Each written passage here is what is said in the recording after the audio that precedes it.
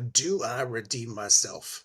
Second official fantasy football draft of the year. This one's also in Yahoo. My first team gets that D minus. So let's take a look at my squad and see if I did any better. This is a different league. This one's a 10-team league. It's points per 1 point per reception. But the unique thing with this one is quarterbacks get 1 point for every completion that they throw. So quarterbacks are really a commodity in this league. Let's take a look at my team. You'll see, yes, I did better. I got an A this time. So D minus to an A, I'll take it. Again, they could say I get an A, I could still get last place. So that's just probably the AI in Yahoo. But interesting to see their breakdown. War Pigs, this is again Ozzy Osbourne tribute. One of my favorite songs from Black Sabbath. So that's what we're rolling this year.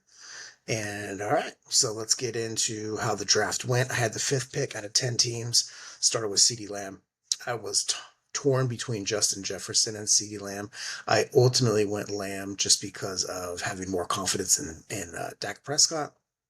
Some people might think I'm crazy for that. Pickens being there and just not knowing what McCarthy's going to do. I'm expecting McCarthy will be good, but that really was my decision maker in the moment to take Lamb. When the pick came back to me, Ashton Genty was there, and so that's who I jumped on to take him. I was surprised he made it back, but based on projections, he should just be an absolute stud with the Raiders. And then the Raiders, have added Amari Cooper, so you get another weapon in there that might help the running game and just the overall offense.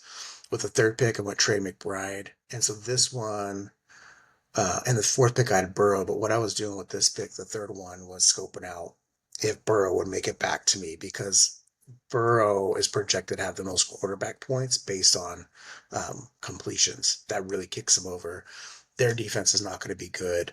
And they're probably going to be in a lot of shootouts. So I really was banking on Burrow. So I had scoped out the teams that were drafting past me, and only one team didn't have a quarterback yet because Jackson and Hurts and Allen and Daniels all went behind before me.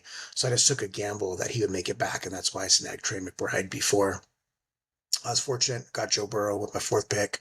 That's the guy I think I wanted the most out of everybody on here just because of the point per reception. You'll see the repeat of Trayvon Henderson. So I try to make my teams different, but when I was looking at the options, I'm really high on this guy. So I'm keeping this theme of rookie running backs, which again, I hope it's not my downfall.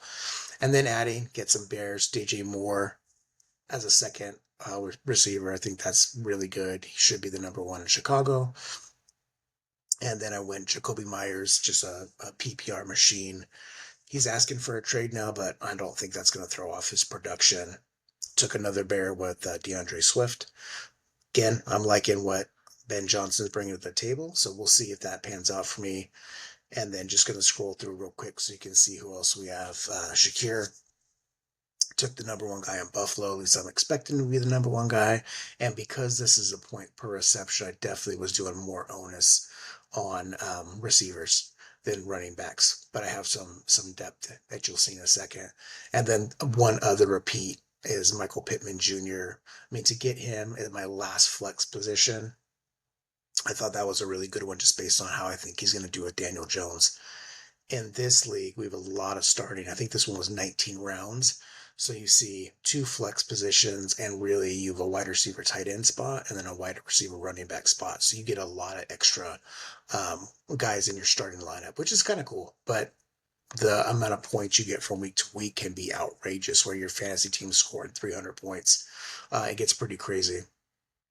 And then just dive into the bench real quick. Jordan Mason, hearing he's going to cut into a lot of Aaron Jones' work. I don't see him as a big receiving back, which was um, I was hoping to get a back who gets more receptions at that point. There just wasn't really good options for me, and I wasn't trying to go the same rookies again, especially since I already have Henderson.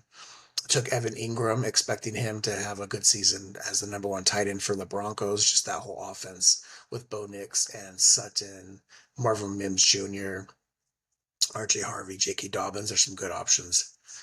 And then Spears, I like this. I have Tony Pollard in my other league, so I have Spears, the other running back with the Titans. He's going to miss the first part of the season, so I'll be putting him on IR if I have a spot. See if I have any spot for him. Yeah, I have another spot for IR, so I'll be picking up somebody today. We'll see what my options are. And then Mooney, like him, Falcons considered drafting Michael Penix Jr. as my backup quarterback, but I went Caleb Williams instead. And then again, oh, my third holdover, I ended up drafting Ollie Gordon the second because it looks like he's going to be Achan's backup, and Achan gets hurt, so this could be a steal for me in both leagues. And then this rookie thing, Kyle Williams, wide receiver with the Patriots, took a flyer on him. Another guy that I'm liking. What I'm reading about him, the potential he could be the slot receiver this year. So we'll see. I have enough depth, I think, so Kyle can be on my bench for a little bit. And then I also drafted Chris Godwin. This is just, he's on IR. And I just figured, again, having enough wide receiver depth, I can wait for him to get healthy and then I have good options when he comes back. So let's just take a look at my report card real quick. And you can see this one's much nicer than my Diary of a Madman team. But apparently I draft like a pro, according to Yahoo's AI. And I'm aiming for glory. Northwest Football Company is the name of this league. And they're talking about me strutting with confidence on the catwalk. Meanwhile, the last draft, again, not their words, but what they wrote was I was pathetic.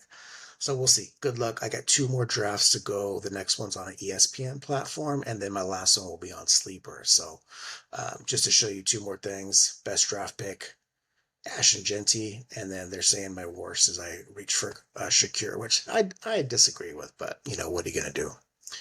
All right, y'all. Hope you found some value in my drafting experience. Good luck out there. Go draft like a pro as opposed to drafting pathetic like my 14 team league. All right, y'all. Talk to you soon.